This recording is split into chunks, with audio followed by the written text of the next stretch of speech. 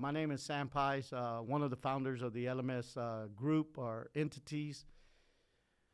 I've been in business for 42 years. I started when I was about 16 years old, and I serve the underserved communities in taxes, insurance, real estate, mortgage, construction, just a little bit of everything, and really just listening to the client and their problems and trying to find a solution to their problems, because that's what business is about, solving problems. I believe from the time I've watched all the different immigration issues, policies, everything, and on the border right now, I think we need to reboot. And when I mean reboot, we need to analyze who's in this country right now. I'm Mexican American, first generation for my mom. So my mom was from Mexico. My dad's fourth, fifth generation born here, Mexican American.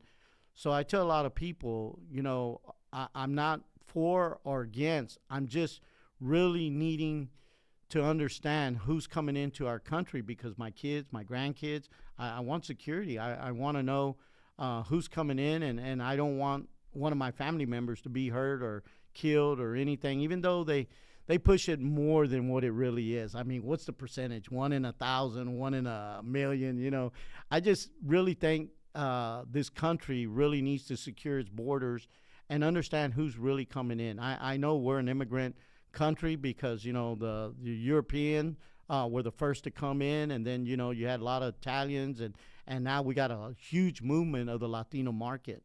So I just really believe right now that we need to reboot and rethink our processes about immigration. I've seen a lot of hardworking individuals come in, and because I do tax preparation, a lot of these guys follow the law and they just want to do what's right. They just wanted an opportunity to make more money to feed their families. They take care of their families all together.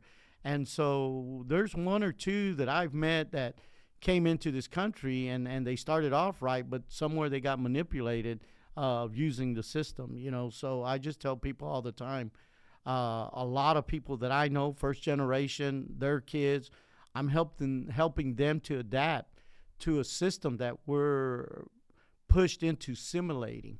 And so when we simulate into America, sometimes we lose the culture.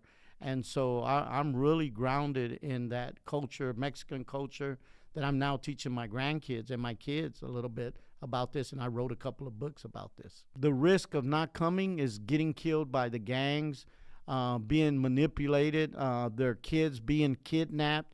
El Salvador and a couple of the other Latin countries, they were kidnapping adults, shooting them, killing them, forcing them to join their gangs, being able to feed their families. A lot of people have come here just to make that American dollar so that they can send it back home to provide for some of those relatives and families there. So I got to talk to a lot of individuals from Mexico, Salvador, Honduras, and why they take that journey.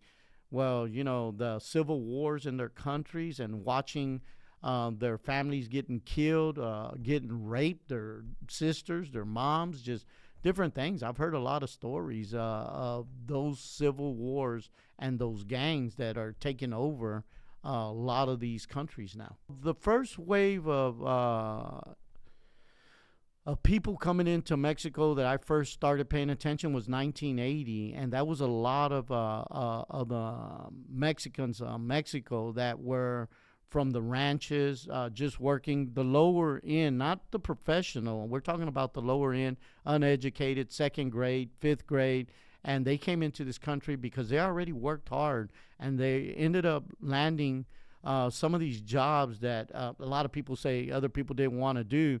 But they came in and took those jobs and did it proudly because, like I said, those dollars last a lot more in Mexico. Now, if you study them, you'll understand they don't go out to eat. They don't, they don't do a lot of the entertainment that we do and we take for granted. A lot of these things, these guys will eat the same tacos all week long just to save that $400, $500 so they can send half of it home. And they live in lower areas but it's still better than what they had in Mexico a lot of the times. I believe that they're hardworking individuals. I mean, I was trained by my mom from Mexico to be up at 3 in the morning, 4 in the morning, and go to work hard, make a lot of money, only to pay a lot of taxes, right? I see these individuals as hardworking individuals striving to improve their families, which a lot of them have. A lot of them have improved the status, their position in society. I think they're productive in our economy to help us grow as we've grown in America. I mean, we've really grown in America. And I think they're ingrained and part of this community now as the Europeans, the Italians, and all these individuals that was that first wave of immigration. I just, now today, I'm looking at so many people coming in from the border. It's not just Mexicans, it's Salvadorians, Hondurans, Japanese, Chinese, Iranians. It's just everybody is using this border front. And I'm not against any of this. I'm not neither Democrat or Republican. I look at both sides of the parties trying to understand how they're thinking and what they're going to do on these immigration issues, because that's the top topic right now. Everybody else is pushing, jobs. Right now, we need to get the borders sealed, or at least immigration in some type of position that we fix this. And I think that's number one priority right now. I help a lot of them right now get I-10 numbers to file their tax returns. And a lot of the credits that we take for granted as Americans, they're not allowed to take or get. So they're paying higher taxes than the average American here that's working and is able to take the child tax credits, the credits from the schools and colleges and different things. These guys aren't able to take that unless their kids are citizens now. I would tell those people that in their case, they need to look at all the different visas that are out there. There's work visas, there's EB-5s for the investors. And right now, I'm going through some things with the people that have been here 20 and 30 years. And so they've already established homes, businesses. So I'm helping them open up LLCs and corporations so that they put their assets there. They're still not legal here because there's not been an amnesty since 86 or 87. Obama deported more illegals than any other sitting president. And so I tell people all the time, look at the Democratic Party, look at the Republican Party, understand the laws that they want in place in immigration.